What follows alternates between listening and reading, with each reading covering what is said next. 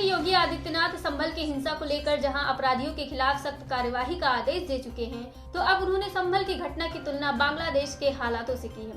योगी आदित्यनाथ ने एक कार्यक्रम के दौरान बड़ा बयान देते हुए कहा कि संभल और बांग्लादेश की घटना एक जैसी है। रामायण मेले के उद्घाटन कार्यक्रम में गए थे मुख्यमंत्री योगी ने कहा, 500 साल पहले जो बाबर ने किया वही संभल और बांग्लादेश में हो रहा है। संभल और बांग्लादेश की घटना एक जैसी है, इन सबका डीएनए एक ही है, दोनों घटनाओं में शामिल होने का डीएनए एक ही है। योगी आदित्यनाथ ने अपने बयानों में कहा कि याद कीजिए 500 साल पहले अयोध्या कुंभ में बाबर के आदमियों ने क्या किया था, संभल में भी यही हुआ था और बांग्लादेश में भी यही हो रहा है। दोनों की प्रकृति और डीएनए एक ही है। अगर कोई मानता है कि बांग्लादेश में ऐसा हो रहा है तो वही तथ्य यहाँ भी आपको सौंपने के लिए तैयार बैठे हैं। उन्होंने सामाजिक एकता को तोड़ने का पूरा इंतजाम कर रखा है।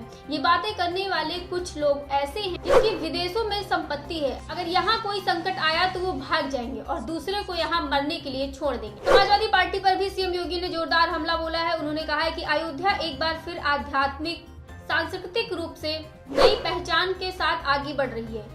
याद कीजिए कैसे इसी साल जनवरी में पीएम नरेंद्र मोदी ने प्रयासों से 500 साल बाद राम मंदिर का फिर से निर्माण किया था। जो कोई भी भगवान राम और माता जानकी का सम्मान नहीं करता, चाहे वो आपके कितने भी प्रिय क्यों न हो, उन्हें दुश्मन की तरह त्याग देना चाहिए। इसीलिए राम भक्तों ने 1990 में नारा दिया था, जो राम का नहीं हमारे किसी काम का नहीं। सीएम योगी ने आगे कहा कि राम मनोहर लोहिया राजनीति में आदर्शों के प्रतीक माने जाते हैं। आज की राजनीति में सच्ची समाजवादी संपत्ति और संतान के मोह से मुक्त होता है। हालांकि आज के समाजवादी परिवारवादी हो गए हैं। अपराधियों और गुंडों के संरक्षण के बिना उनकी हालत पानी के बिना तड़पती मछली जैसी हो जाती है। लोहिया के नाम पर राजनीति करते हैं, लेकिन उनके एक आदर्श को भी अपना नहीं मानते हैं। मुख्यमंत्री ने लगे हाथ स्वयं की आस्था का भी इजहार किया, साथ ही कहा कि हमने प्रभु राम को आदर्श माना है और उनके आदर्श से कुछ भी ले सके तो जीवन धन्य हो जाएगा। आज जब लोग छोटे छोटे स्वार्थ के लिए मरने मराने पर उतारू रहते हैं, तो श्री राम का आदर्श हमारा मार्गदर्शन करता है। पिता की आज्ञा मानकर उन्होंने क्षण भर की भी देरी किए बिना अयोध्या के राज्य का परित्याग कर दिया था। उत्तर से लेकर दक्षिण तक पूरे भारत को जोड़ने का जो कार्य उस कालखंड में भगवान राम ने किया था। समाज को जोड़ने का कार्य, सामाजिक संगठन के माध्यम से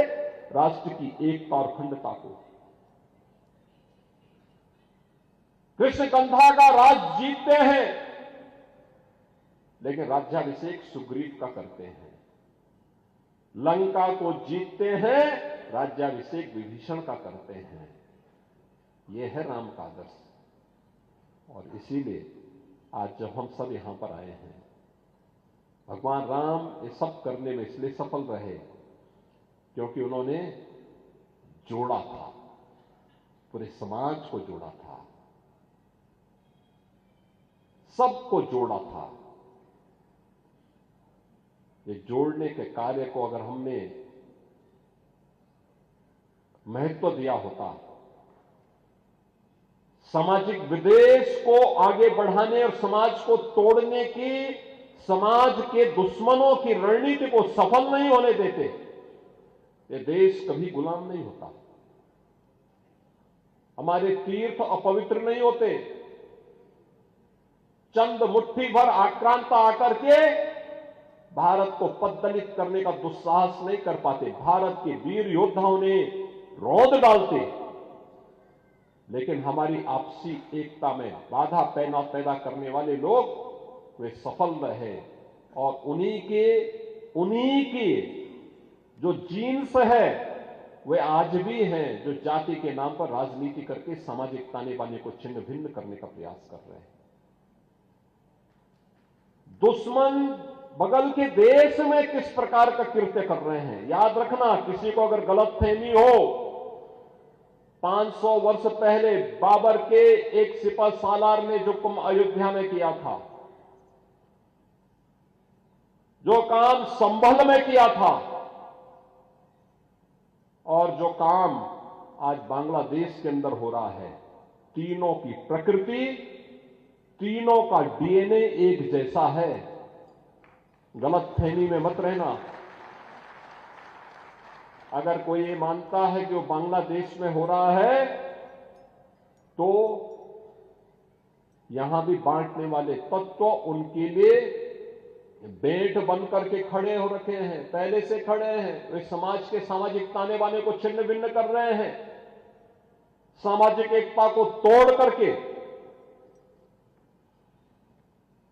आपको बांट करके फिर काटने का और कटवाने का पूरा इंतजाम भी कर रहे हैं।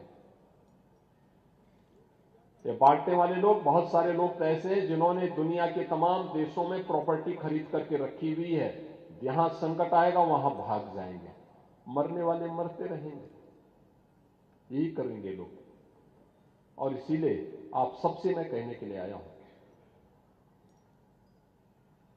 हमने अगर प्रभु को अपना आराध्य माना है, उनके प्रति समर्पण का भाव है, ये तब तक अधूरी है जब तक हम उनके उच्च आदर्शों से कुछ प्रेरणा प्राप्त करके अपने जीवन को उसके अनुरूप में ढाल दें और उसके अनुरूप तैयार करना अपने आप को।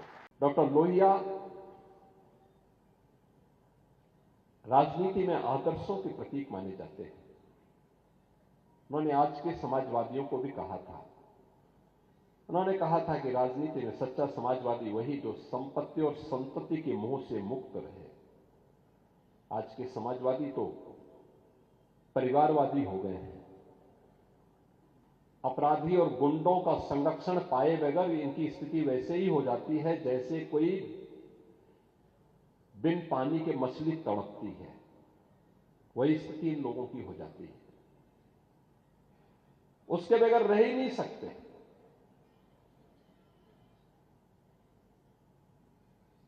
लोहिया के नाम पर राजनीति करेंगे, लेकिन लोहिया के एक ही आदर्श को अपने जीवन में ही अंगीकार नहीं करेंगे। हम कहते हैं, बार बार कहते हैं कि भारत की परंपरा तो उस परंपरा को मानती है कि जाके प्रिय न राम वैदेही तजिए ताहे कोटि वैरी सम यद्यपि परम स्नेही। जिसके मन में भगवान राम के प्रति, मां जानकी के प्रति श्रद्धा का भाव नहीं है, उनके प्रति समर्पण का भाव नहीं है, और कितना भी प्रिय क्यों न हो, उसको एक कट्टर दुश्मन की तरह त्याग देना चाहिए, छोड़ देना चाहिए। और इसीलिए तो 1990 के दशक में राम भक्तों ने नारा लगाया था। तब वेदांती जी भी बहुत जवान थे, अब तो बुजुर्ग हो चुके हैं, लगभग 100 साल के हो चुके हैं। तो अब तो उनके मुंह से बोला नहीं जाता है, देखा नहीं जाता है, लेकिन पहले उस समय जब जवान थे नारा ये लगाते थे कि जो राम का नहीं हमारे किसी काम का नहीं। हमने प्रभु को अपना आदर्श माना है। कुछ भी प्रेरणा हम प्रभु के उन उच्च आदर्शों से ले सके तो हमारा जन्म और जीवन दोनों धन्य हो जाएगा। व्यक्तिगत जीवन में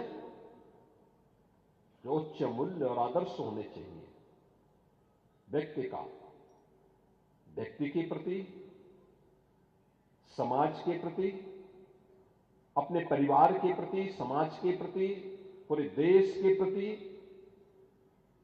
वह किस प्रकार का होना चाहिए। याद करिए,